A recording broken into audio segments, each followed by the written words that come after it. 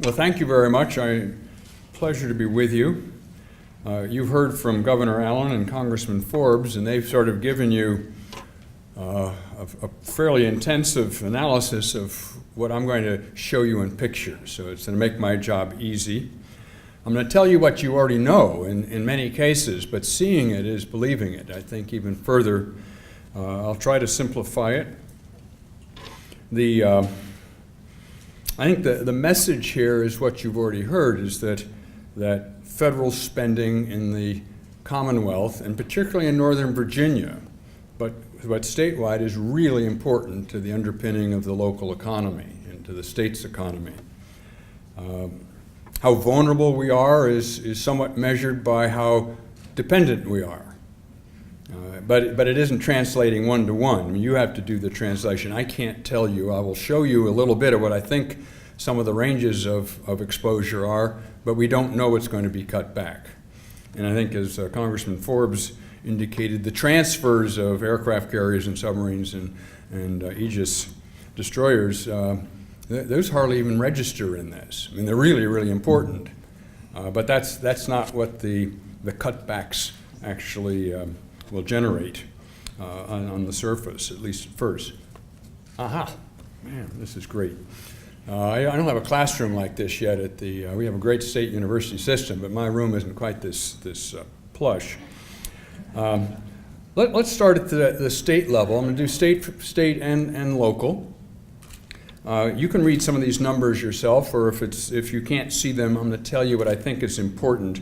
But to give you some sense about the state's economy and how, by implication, how central government spending is, federal spending, you can see that on the very top, just look at the percent change there. The economy grew 60% in 10 years. Federal spending grew twice as fast. I'm going to round these off just because the pennies aren't important at this level. So federal spending was pulling the economy forward. It was outperforming. It wasn't a drag. It was a propellant. Procurement spending is twice as important as payroll spending. That isn't true in a lot of places. And it begins to focus what we do, whether we're building aircraft carriers or solving analytical problems, focuses on the kinds of jobs that are carried along. These are not government jobs, and not that those are bad, but in addition, we have these business jobs that generate more business for other businesses. There's an enormous support system there. And DoD procurement has gone up 200%, factor 3.3 times the growth rate of the state.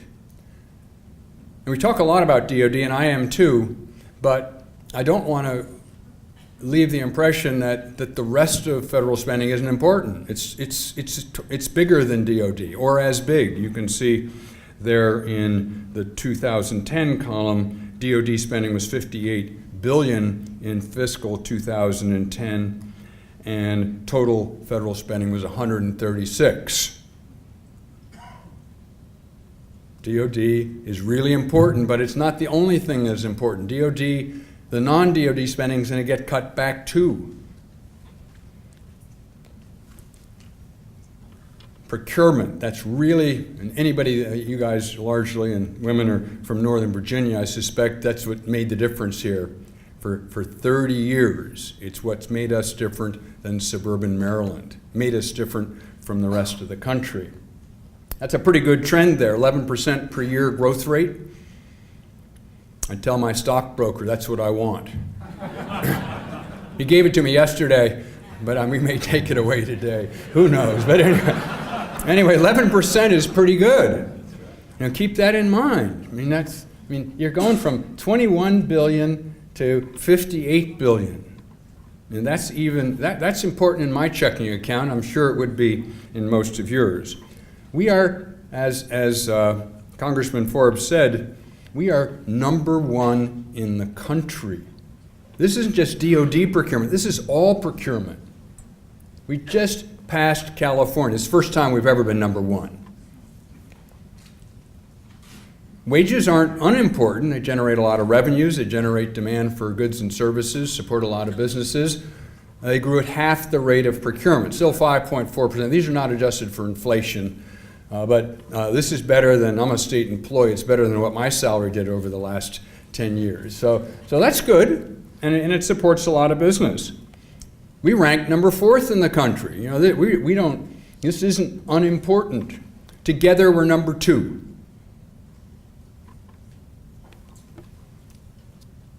We have 2.6% of all of the U.S. residents. That's the number. I want to know, how am I doing better than the others? 2.6% federal spending, we have 4.2. Those numbers aren't all that impressive, except it's a whole lot better than 1.5. I'm glad I have a lot more than the other guys. $17,000 per capita. $17,000 per capita. That's a big number. That's taxpayer dollars, some of yours and mine, but mostly people from other states. We don't want to tell them this. There's an enormous transfer of wealth from the rest of the country to our benefit. 10 cents of every dollar spent by DOD anywhere in the world gets spent in this state. That's a pretty good market share. Really important. I was asked a couple of years ago to do a study for the state on how important DOD spending was. It was at a time when it wasn't threatened too much, other than we had some BRAC stuff going on, but the sense was to let's get a better sense of DOD in all of its dimensions. And so we looked at uniform military, civilian military personnel, contractors, construction, everything, and ran those numbers through an economic model of the state to get some sense of how important it was. And so now I dusted this off. This is 3 years old. The number of DOD spending isn't much bigger today, you might notice. It was only 58 plus something billion. So it hasn't grown much. So this is a pretty good measure of what we might try to protect on one hand. I mean, that's the defensive approach, but at least be aware of how exposed we are in various areas. I look at the percent number is probably a better number, but we hear a lot of different numbers of how important it is, but if you say 15-16% of your state economy is dependent on DOD spending, remember DOD is only half federal spending. I don't know that you can just multiply that because it's different, but it does get you close to 30%. In the Washington area, it's 35%. So that's a lot of dependency. More importantly, it's the 900,000 jobs, direct and indirect jobs. I think that's pretty impressive. We're not going to lose them all, of course, but it does say that we have some exposure. What had never been done before was to analyze what the fiscal contribution of DOD spending was to the state. Don't think so much about that. But this is like a business. They generated in revenues, every kind, tax revenue, sales tax, corporate tax, all the various revenues associated with DOD spending. $1.7 billion in revenues, and pledged against that was a demand for government state-provided services that totaled up to about $600 billion. Without this industry, the state would have had $1 billion tax deficit, would have had a gap. Well, we've had those, so we know what we have to do. DOD has subsidized you and me in our tax rates in this sense. We pay more taxes or have fewer services. So it's a good perspective to have. A couple months ago, around Labor Day, as these threats, just after the budget agreement that took the $460 billion out of defense spending, I was asked by the Aerospace Industries Association to analyze what the economic impact of sequestration would be if that happened. $1 trillion over 10 years, $100 billion a year, starting in fiscal 13. It's a big number, but it happens instantaneously if it happens. There's no way to, well, I can adjust to that over time. It just happens. All of a sudden, $100 billion less in DOD spending. None of it has to come out of personnel, so we only took it out of the other stuff, which is hardware and services.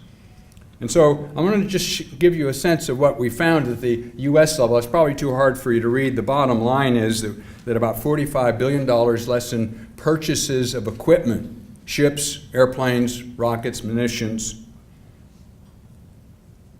It would take 1,006,000 jobs out of the U.S. economy. It would add 0.6% to unemployment. This is just one part of DOD. It's not that what we do in Northern Virginia so much. We don't build that kind of stuff here, but it's what they do in Hampton Roads.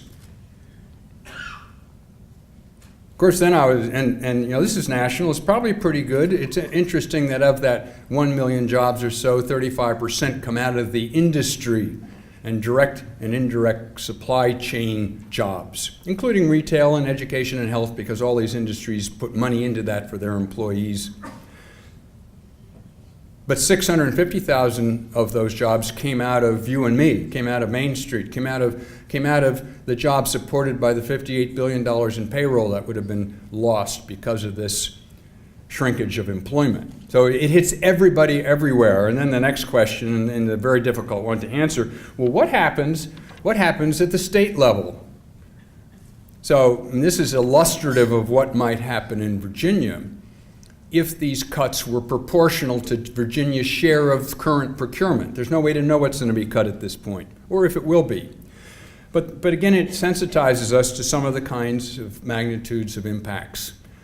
I tell my students, you need to know the magnitude of impact, you need to know the significance of that impact. One could be really important if it's all you have.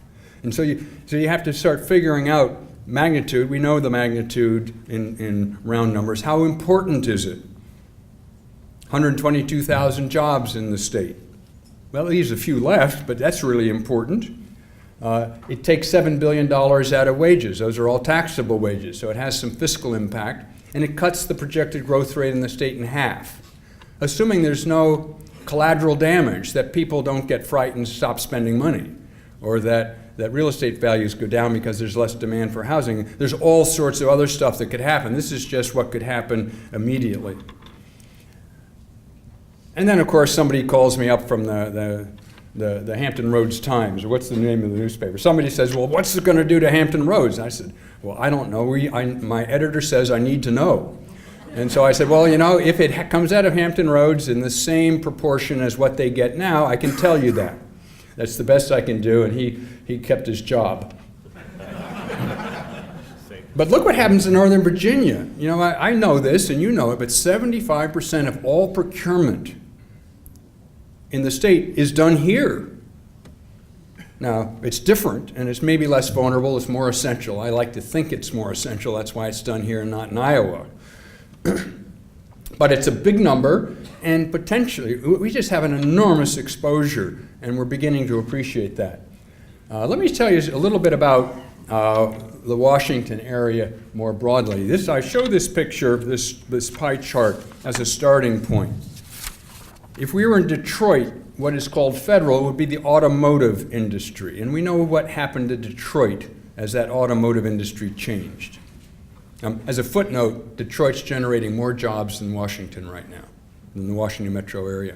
The auto industry is doing better, but it didn't do well for 10 years and a lot longer. If that was Las Vegas, that would be the entertainment industry. It's not doing very well.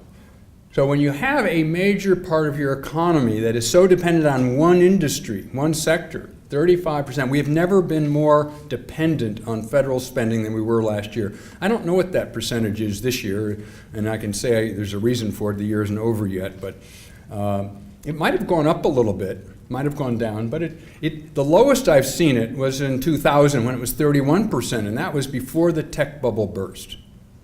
And so we're always have a major dependence on that. The procurement piece of it, which is more than half, the rest of it's payroll, retirement benefits, disability, Medicare, and some miscellaneous stuff. But procurement has been our bread and butter.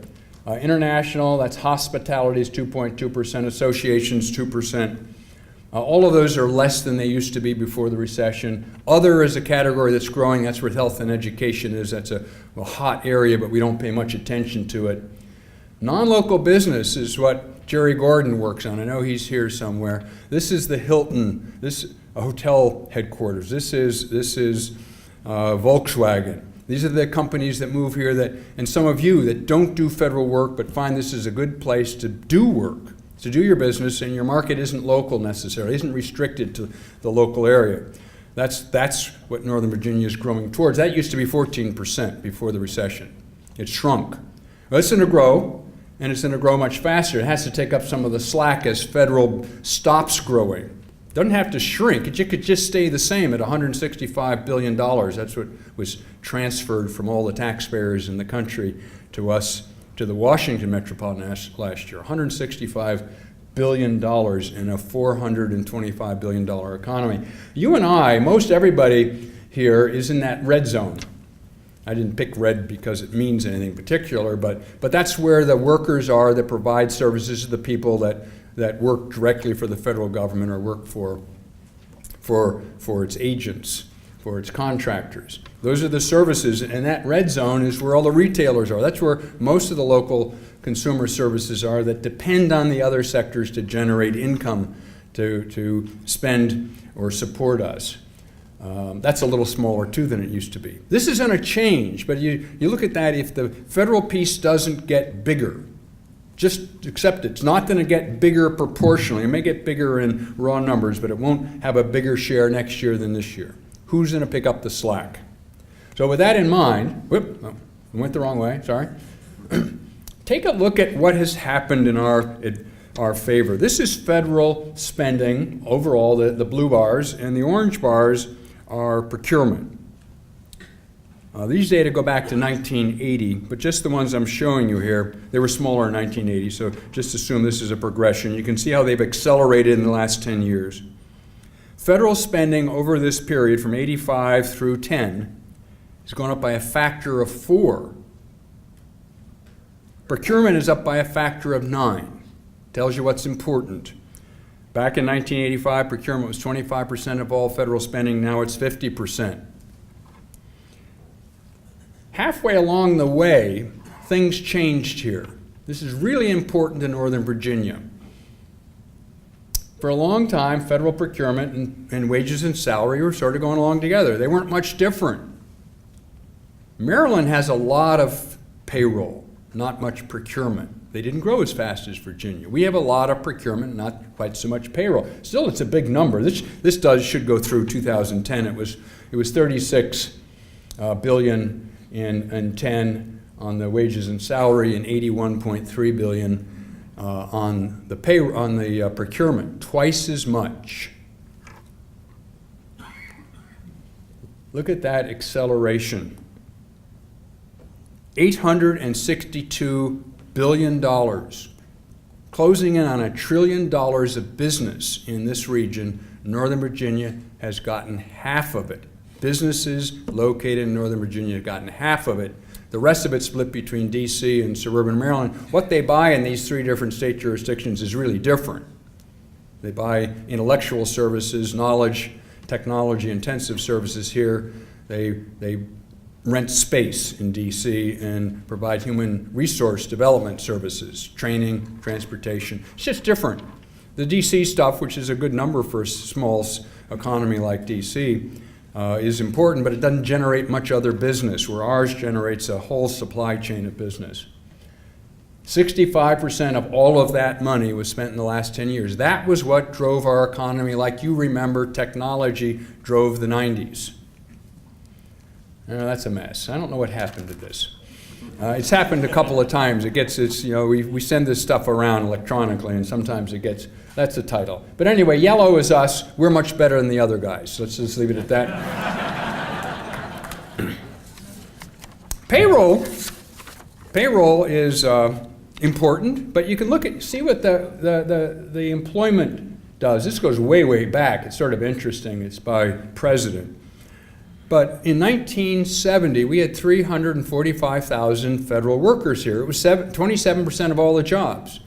Today, last month, the most recent data, 376,000. Not a heck of a lot more for a country or an economy that's 4 times as big.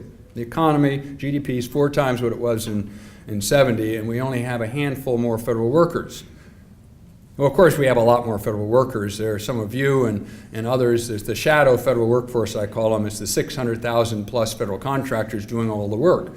Well, it's essential work, and that's why I don't think we're going to lose it all. But federal employment isn't growing anymore. We've had 6 consecutive months, this is through October, 6 consecutive months of no growth. Now part of these aren't layoffs, these are retirements, vacancies not being refilled. Agencies don't know what to do. They're not contracting as fast, they're working on a continuing resolution. We can already see what happens when the chill takes hold. This has been a rough year. Job growth is very slow right now. We're one of the slower growing major metropolitan areas in the country, where a year ago we were the #1. So we can see what is at stake pretty clearly here. I took one example. A lot of the agencies are running sort of simulations. What would happen if we have to cut back 10%? So I said, well, let's see what would happen to us if we had to cut back 10%. It's going to come out of payroll, and it's going to come out of procurement. It's not going to come out of the Social Security or Medicare at this point. I mean, it should maybe, or we should juice up the tax rates on those a little bit. Those need to be dealt with. But I just took it out of what we're good at here and what's important to us. And you can read the numbers.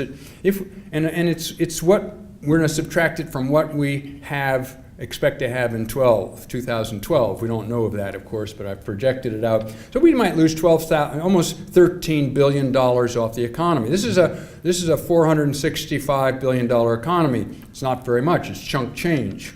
Well, it takes with it something over 30,000 federal jobs, and it happens instantaneously. It has to happen quickly. The fiscal year on January 1st, 2013 is already a quarter over. Agencies are going to work up to this perhaps along the way. The loss of payroll costs us another 192,000 jobs. We added 6,000 jobs in the Washington metropolitan area between October of last year and October of this year. These begin to get, these are hard numbers to make up. The multiplier effect. Congressman Forbes talked about the multiplier effect at the state level. The multiplier effect here is $1.75 or 1.755 on the federal dollar. So for every dollar we get another 75 cents because of the respending of that dollar locally. So if you add that factor, it takes $22 billion out of the economy. The whole economy is only projected without these cutbacks to grow $24 billion. So it takes growth from 2.8% or 3%, not a fast growth rate in 13, down to 0.4. I didn't want to show you a picture of what that looked like. You would lose your appetite. But it doesn't wipe us out, but it stops us still. And we already see some signs of that. This is what the forecast is. Last slide. I've got to keep Barry. He is a really good timekeeper. He knows you're hungry, and I'm standing between you and lunch. So this is what we think is going to happen. We think we're going to get a 1% increase in government spending, federal government spending over the next couple of years. Don't know what's going to happen beyond that. We've been averaging 8%. So 1% is like hitting the wall. That's not much. That's not going to drive the economy. You guys in the audience are going to have to make things happen. But it still gives us an advantage during the struggling recovery we have until 13. We have an advantage over the rest of the country, but we won't have an advantage going forward. We're just a tiny advantage because we're more productive, we have more workers per household, we have higher wages, more entrepreneurial activity. We're different than the rest of the country, but not as much as we used to be. You can see the left-hand side of that slide. We had a 2 percentage point growth advantage because of the rapid run-up in federal spending. That was our federal spending bubble, the war on terrorism and all that stuff. It's gone. We do have a residual benefit in 2 or 3 years. Unless we do something different than we're doing now, we won't look that much different than the rest of the country. We may struggle harder. It's going to be we haven't had this period probably for 50 years. Maybe after the Korean War, the Second World War, as we phased down, we had some adjustment problems. So I don't know the answer. We have a terrific base here to build on. The foundation is there. It was $165 billion last year. We're not going to lose that foundation, but we're not going to add to it with government spending is my advice as a starting point. And we're going to have to build our private sector and grow it and grow our markets and build on our strength. Northern Virginia has enormous strengths. There's a paper on my website, I'll put it up here, on the future economy of Northern Virginia. It identifies some of those areas that aren't federally dependent that we're really well positioned to grow in, and they might surprise you, or not. We also have I do a little plug for our conference in the same room in a month or so, month and a half, and we'll look at this subject even further. Thank you very much. I enjoyed it.